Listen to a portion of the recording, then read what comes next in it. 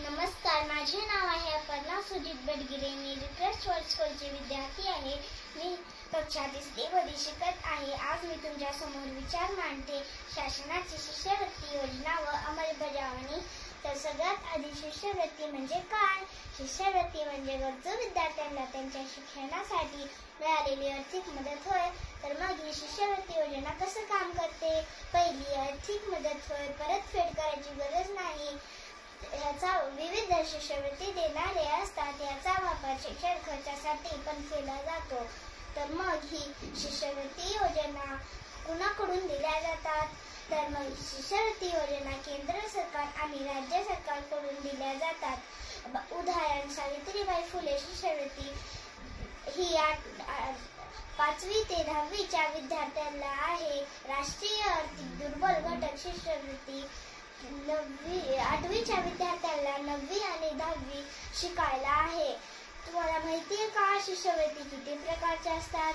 शिष्यवृत्ती 2 प्रकारच्या असतात. पहिली, गुणवत्तेवर आधारित शिष्यवृत्ती. दुसरी, गरजांवर आधारित शिष्यवृत्ती.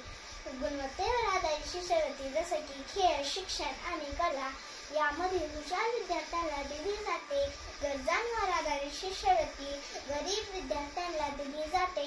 तर मग ही शिष्यवृत्ती योजना सरकारने का चालू केली आहे? का? याचा नेमका मुख्य कारण तरी काय आहे? थांबा, मीच सांगते. कोणत्याही आर्थिक अडचणीत असलेल्या विद्यार्थ्यांना त्यांचं शिक्षण चालू ठेवता यावे, त्या मुलांचे शिक्षण बंद पडू नये. हुशार विद्यार्थ्यांना आपण प्रोत्साहन मिळते. कोणतेही गरीब विद्यार्थी शिक्षणापासून दूर राहू नये. कारण शिकलेला माणूस समाजाचा प्रकाश असतो. शिक्षणाने माणूस विचार करायला शिकतो आणि विचाराने माणूस समाज बदलतो. तर मग हे शिष्यवृत्ती योजनेची अंमलबजावणी करत असताना सरकारसमोर खूप मोठ्या समस्या आहेत. पहिली समस्या, अजूनही ह्या योजनेची माहिती खेडोपाडी नाही. दुसरी समस्या, पैसे नसल्यामुळे बरीच मुले शाळेला जात नाहीत, ते शिक्षण घेत नाहीत. तिसरी समस्या, त्यांच्या आई वडिलांना पण ह्या योजनेची माहिती नाही. चौथी समस्या, त्यासाठी लागणाऱ्या कागदपत्रांची पण माहिती नाही. आणि महत्त्वाचे म्हणजे हा फॉर्म फक्त ऑनलाईनच भरता येतो आणि त्या फॉर्म फक्त इंग्रजीमध्ये भरता येतो. आता ज्यांना इंग्रजी कळत नाही त्यांनी हा फॉर्म भरू शकत नाहीत आणि ते ह्या योजनेचा फायदा घेऊ शकत नाहीत, असा काही लोकांचा समज आहे. यासाठी शासनाने काही उपाययोजना करणे गरजेचे आहे असे मला वाटते. पहिलं, प्रत्येक शाळा आणि कॉलेजमध्ये सहाय्यक केंद्र सुरू करावे. दुसरी, शिक्षक आणि बाकी कर्मचाऱ्यांसाठी डिजिटल प्रशिक्षण देणे गरजेचे आहे.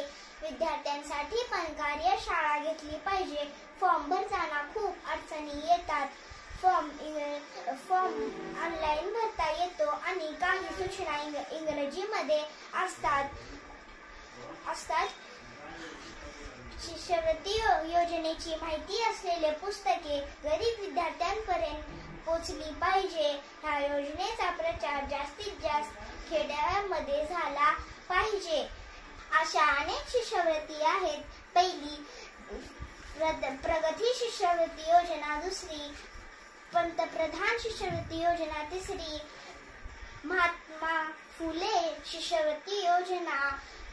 राजश्री शाहू महाराज शिष्यवृत्ती योजना. भारत या सर्व शिष्यवृत्ती योजना बद्दल सरकारला माझे कोटी कोटी प्रणाम.